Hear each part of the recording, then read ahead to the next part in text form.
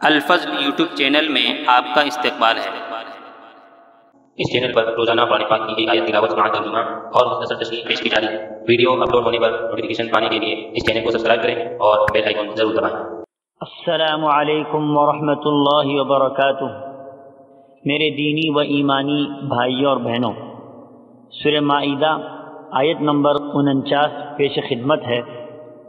اعوذ باللہ من الشیطان الرجیم وَأَنِ احْكُم بَيْنَهُم بِمَا أَنزَلَ اللَّهُ وَلَا تَتَّبِعْ أَهْوَاءَهُمْ وَاحْذَرْهُمْ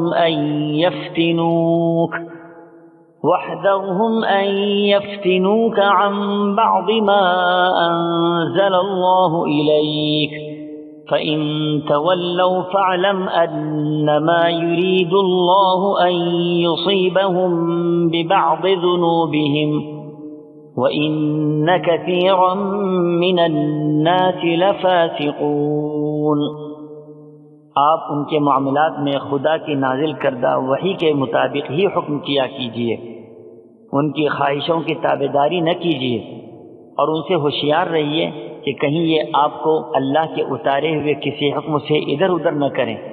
اگر یہ لوگ منہ پھیر لیں تو یقین کریں کہ اللہ کا ارادہ یہی ہے کہ انہیں ان کے بعض گناہوں کی سزا دے ہی ڈالے، اور اکثر لوگ نافرمان ہی ہوتے ہیں۔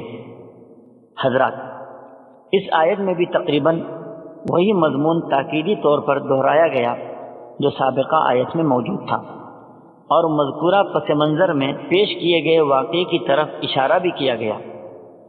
نبی کریم صلی اللہ تعالی علیہ وسلم کو خطاب کرتے ہوئے کہا جا رہا ہے، کیا اے نبی، آپ ان کے پیش آمدہ مسائل میں اللہ کی نازل کردہ کتاب قرآن کے مطابق فیصلہ کیجیے۔ اگر آیت میں تورات کے معنی مان لیے جائیں تو اس کا مطلب یہ ہوگا کہ ان کی کتابوں میں جو باتیں تحریف سے محفوظ ہیں اور جو احکامات الہامی ہیں اسی کے مطابق فیصلہ کیجیے۔ وَلَا تَتَّبِعْ أَهْوَاءَهُمْ، ان کی خواہشات اور من کے مطابق نہ جائیے۔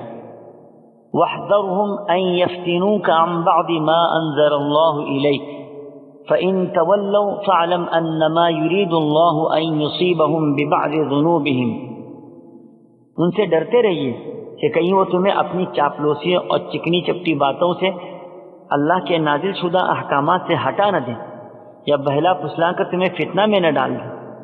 اسی لیے آپ ان سے احتیاط کا معاملہ رکھیں۔ فَإِن تَوَلَّوْا فَاعْلَمْ أَنَّمَا يُرِيدُ اللَّهُ أَن يُصِيبَهُم بِبَعْضِ ذُنُوبِهِمْ۔ اللہ کے صحیح احکامات اور قرآن پاک کے نزول کے بعد یہ لوگ اگر روگردانی اختیار کرتے ہیں اور زمین میں فتنہ و فساد برپا کرتے ہیں تو اللہ انہیں ان کے ان گناہوں کی پاداش میں کچھ نہ کچھ سزا دنیا میں ضرور دے گا۔ آخرت کی سزا اور پکڑ وہ الگ ہوگی۔ چنانچہ یہود کو قید کی سزائیں، جلا وطنی کی سزائیں اور قتل کی سزائیں ملتے دنیا کی آنکھوں نے دیکھ لیا تھا۔ وَإِنَّ كَثِيرًا مِّنَ النَّاسِ لَفَاسِقُونَ۔ اے نبی، آپ زیادہ رنج و تردد میں پڑنے کی ضرورت نہیں ہے۔ یقیناً دنیا میں اکثر لوگ حکم سے انحراف کرنے اور فسق و فجور کرنے والے ہوتے ہیں۔ اللہ تعالیٰ فسق و فجور سے ہم سب کی حفاظت فرمائے اور صحیح دین پر چلنے کی توفیق عطا فرمائے۔ آمین۔